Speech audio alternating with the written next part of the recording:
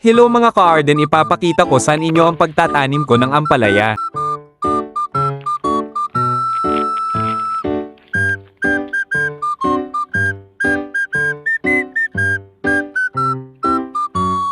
Dapat hindi masyado malalim paglalagyan ng buto. Maglalagay ako ng kawayan kasi maraming manok na pumupunta dito.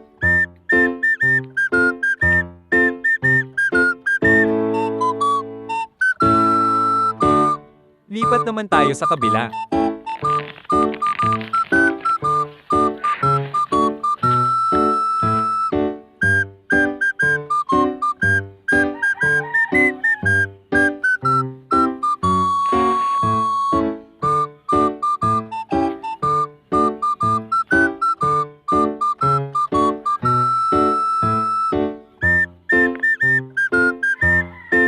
Salamat sa panonood mga ka-Hardenero, pa-subscribe na rin po.